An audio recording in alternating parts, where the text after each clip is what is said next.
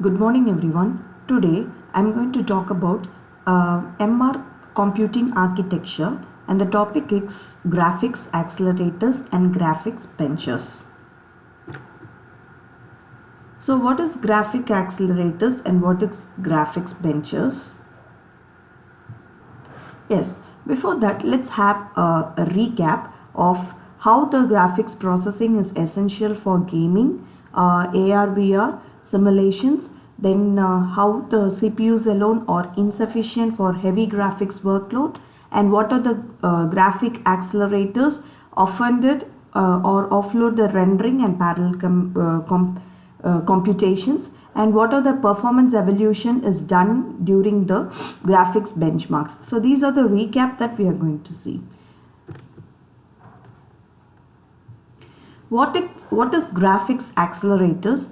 So when we go to the graphics accelerators, it is actually a specialized hardware device which is designed to speed up the graphics rendering. So when we are rendering it, that is from a 3D scene into a 2D image, we will have a specialized hardware device which is used to design to speed up those graphics that we are using for the virtual realities and all types of renderings. It works along with the help of the CPU. So as you see in this picture, this is how it works actually with the parallel processing.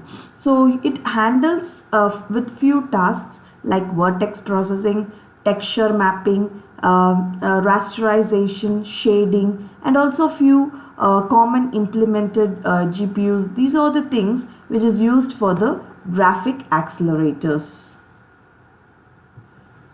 So what are the needs that is used for the graphic accelerators? So the needs that used for the graphic accelerators is high resolution display. Definitely we need a high resolution so that it looks exactly like the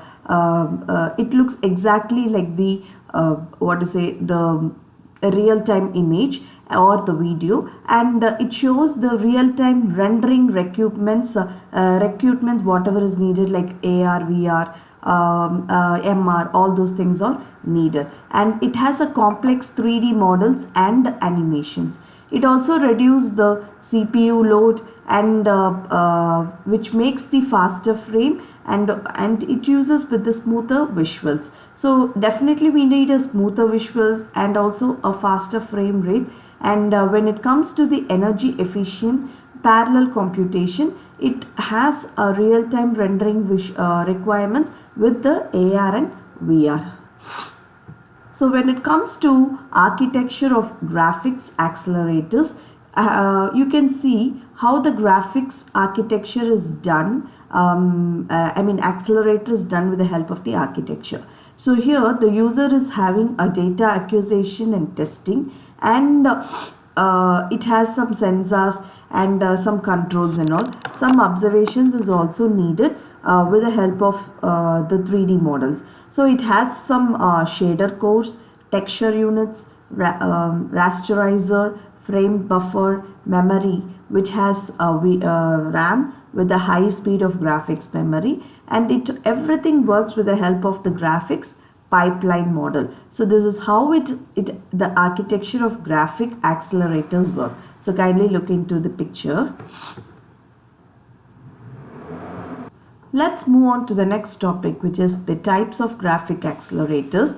So what are the types of graphic accelerators? It has a integrated GPU, that is a inbuilt CPU where it has been done, and it also has a lower lower power cost effective, which has a few dedicated cards, which is more, or it can be says that high performance, and a workstation GPU and a CAD simulation. So this is how it takes place. With the mobile GPU also it takes place, and the smartphones and tablets.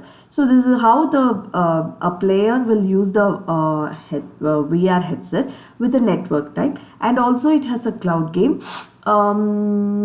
which helps to store all those data with the help of the integrated. Let's move on to the next topic called as the graphic benchmarks.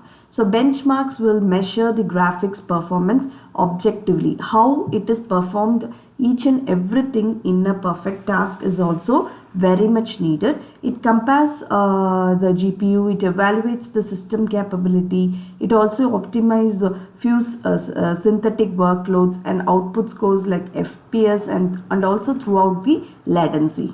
So these are the few key benchmark metrics which is used as a very important benchmarks for the graphics. First one is the frames per second, second one is rendering time, third one is the shader performance, the texture fill rate, memory bandwidth and the power consumption. When we take the case study, okay, so whatever the case study is needed, first we have to need the introduction, then the background and the problem statement, then we go with the methodologies, the presentations and discussions. Finally the conclusion is made. So here we use what is the real-time gaming and VR is used in the NVIDIA RTX. Okay, so where it is used, how it is used in the gaming form is more important. So this is the case study for that. Okay, so hope you all understood what are the graphic accelerators and graphic benchmarks and how it is used in gaming. Okay, thank you.